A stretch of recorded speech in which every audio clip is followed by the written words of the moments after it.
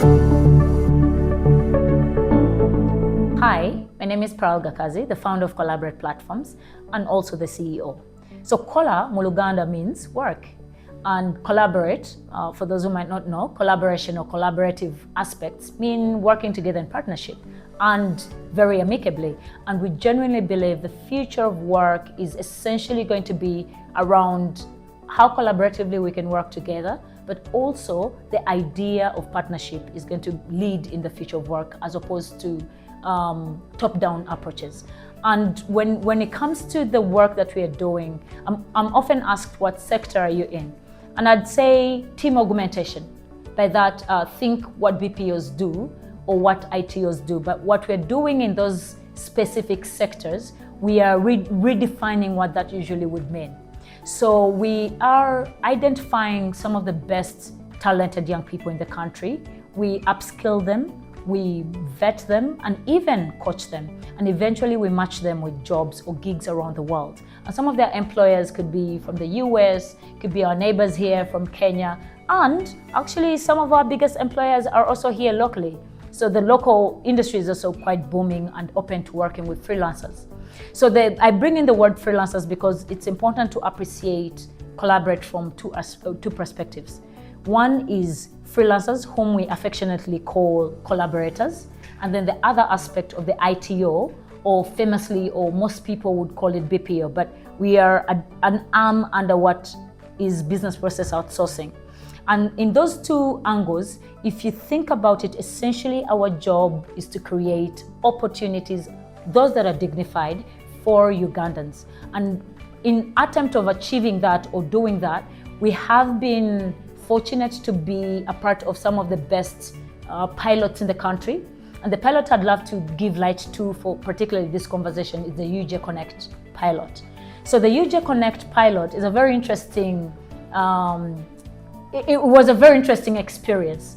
This was something we didn't even know was ongoing. We just saw a call and we said, listen, looks like this is something that would be a part of what Kolaborate would be good at. So let's put in our application.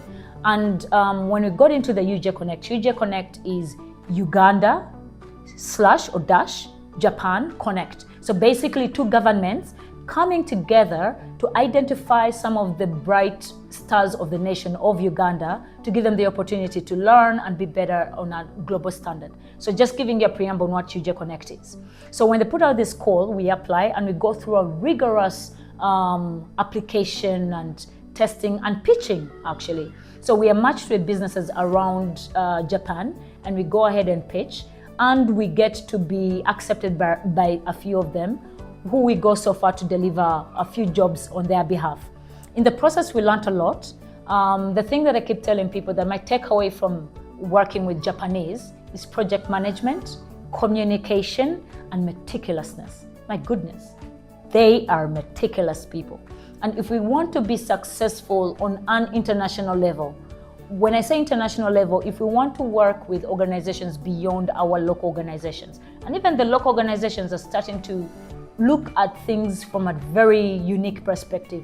So if you're going to grow, you want to understand and appreciate or even learn from people who have mastered the craft you want to be good at. So when you think about Japan, you will think about their cars, or you'll think about their technology in terms of the companies in the space of mobility and aspects of that nature. But what people don't always go so far to think about is what makes a person who makes a car that we all drive, what goes behind that process? Because this is something, it's tons and tons of steel on the road. Any malfunction, you could literally kill hundreds and thousands of people, right? So by appreciating the Japan approach of doing things, one of them is Kaizen, I'm sure there's a lot more theories. You will appreciate that meticulousness is required if you're going to ever deliver a good job. So one of our fastest lessons while working with these people is we learned that you have to, what you say, you mean it. When you promise something, you keep it up, and you manage projects like your life depends on it. Because it really does, at least in that context, right? So I want to fast us forward to when now we get the opportunity to travel to Japan.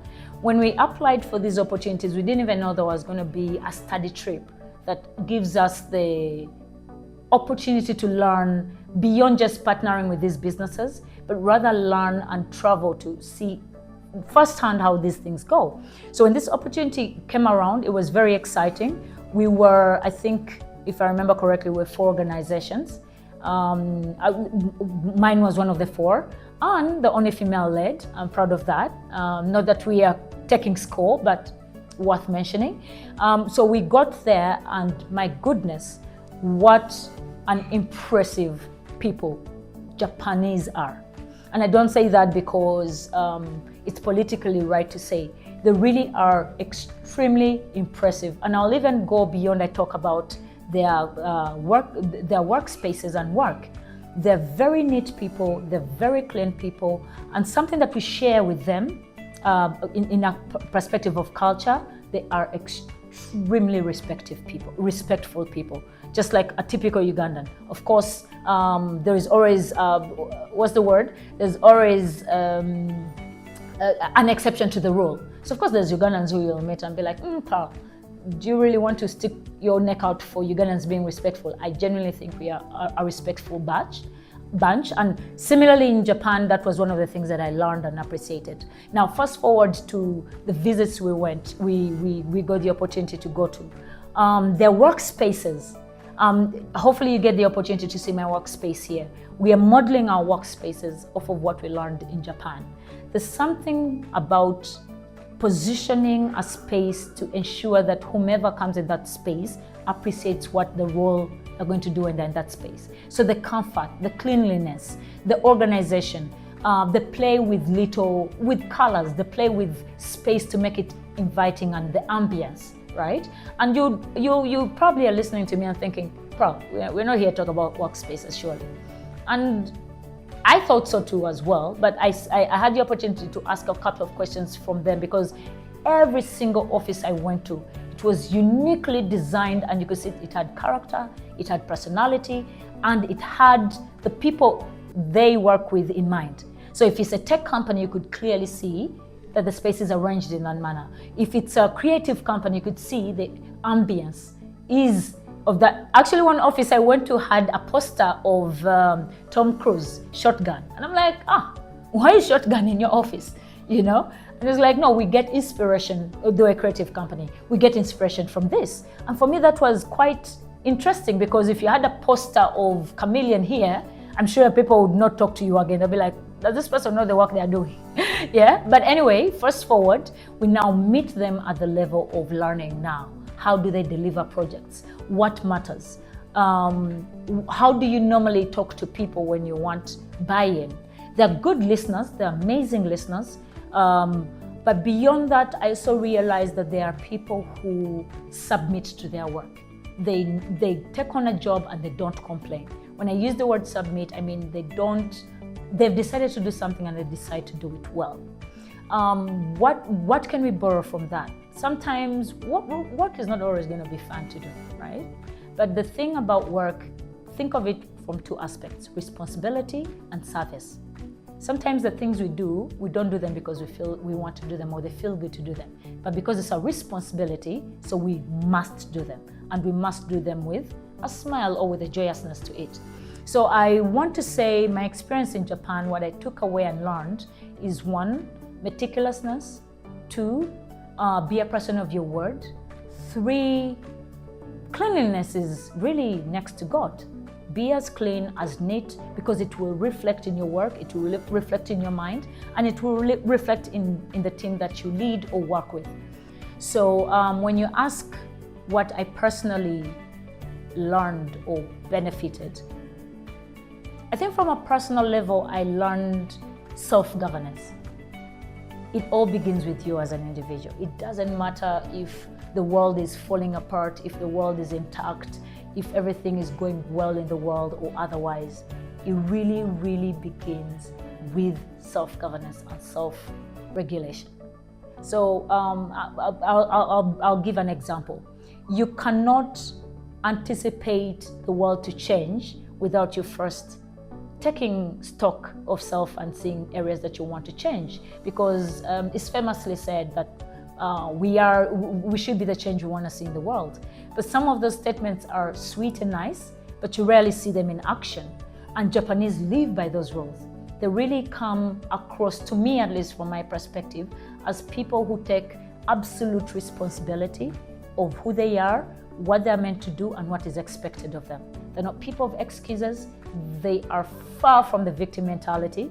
I'm not saying I am or anybody I know is, but I'm just saying for me it was a good lesson to appreciate that the component of greatness really doesn't come down to things being perfect. There's never going to be a time where things are essentially perfect. But you could attempt to perfect yourself, and even with you won't reach it. Yeah, I have a friend who told me one time a while ago that it's so interesting that we are quick to judge other people of small little things, for example, coming late, but we come late on other people's things, right? So weren't we the change we want to see? So I would say that is one of them. From a company perspective, which I think is the biggest reason we are here, where do I begin? One, we earned. We are a profit-making business, so it's important that that is established. We made money out of the relationship we established with some of these businesses. We are, we can talk about all the aspects around business, but business is not, if it's not profitable, it's no longer business, right? So one of the things we benefited from a monetary perspective is we got partnered with organizations, which was not just a learning situation or a mentoring situation. We actually were given roles against which we got paid for. Now, I used to have a mentor who used to say, take on tough jobs and get paid for them. So you're getting paid to learn. You're learning, yet someone is paying you. So for me, this was one of those experiences. So we got to learn, but we got to earn. The other aspect that I'd say from a company perspective, we set our first metaphorical flag into Japan, in the country Japan. I say that because with the upcoming TCAD that is happening soon, I don't know when this will air, but there is a conference or expo that is coming up, which Kolaborate is going to partake in. This would never at all in our wildest dreams have happened if the first olive branch wasn't extended by the government of Uganda and with the support of JICA or the government of Japan. So for me, when I think about it from a business perspective, the company that I'm running and what we have benefited, we've managed to get matched with businesses that we earned from. We learned, but more so, there is sustainability and continuity, that relationship didn't end there. We are now going back on our own accord to re-establish for more relationships, position ourselves, and hopefully grow our pie in Japan, but especially get more Ugandans to access opportunity and roles they can work with Japanese companies. It's important for me to mention that our approach is remote work. So for a company that is interested to work with us, we manage your team for you, we manage your processes, and we hand over to you a complete product. So what we want to call an end-to-end delivery project. So we hire, manage, deliver a project for you, a turnkey product. When you look at it from that perspective, a country like Japan, whose birth rate is below the normal, way below the normal, what it means is they're going to shortly, if not already, they're going to struggle with how quickly to access talent. And yet here in Africa, particularly Uganda, we are very, very easily put. We have the numbers to go for days. We have the numbers, the talent, the ambition, the focus. All we need is these opportunities. All we need is a bit of patience to be better. All we need is honesty. And you'll see that Ugandans are some of the smartest people, and we need to put it on a global stage.